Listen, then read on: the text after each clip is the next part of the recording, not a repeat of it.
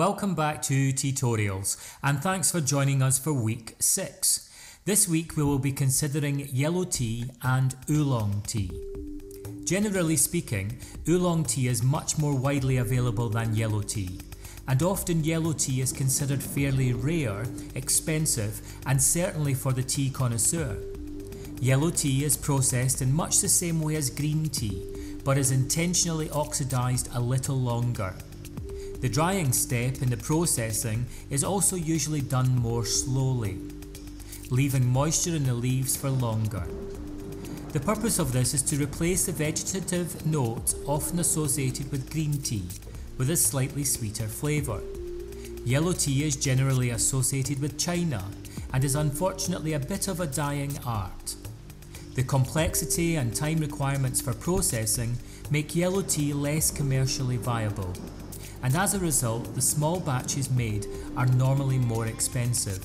Oolong teas are again also slightly more complicated to process than many other types of tea.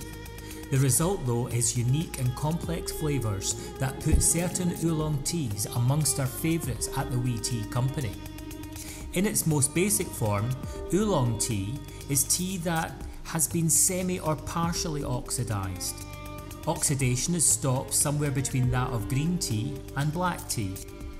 China is the largest producer of oolong tea, and the main varieties each have their own wonderful aromas and characteristics. Because there is no set time to stop oxidation, it can be anywhere between 8 and 85%. It means there is no limit to the flavours that can be produced. One of the many theories surrounding the discovery of oolong tea is that a man called Oolong was distracted by a deer while starting the process of making his tea. By the time he returned, his leaves had started oxidising. Like many wonderful foods, a new creation was born from an error. Taiwan is also famous for its oolong tea, and Formosa oolongs are certainly among the world's most famous oolong teas. Other oolong producing countries are Vietnam, India, and even New Zealand.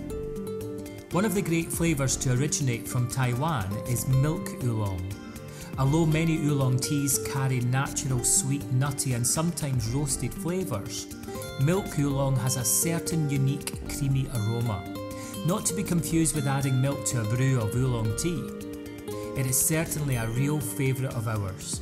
When brewing oolong tea of any kind, be careful again with the temperature of the water. Up to 85 degrees Celsius is hot enough. You should only need to brew the tea for a couple of minutes, and many oolong leaves can easily be brewed 3 or 4 times. If you have never tasted oolong tea, it's about time you did. Highly respected amongst tea connoisseurs, some of the world's most unique flavours are held in oolong tea.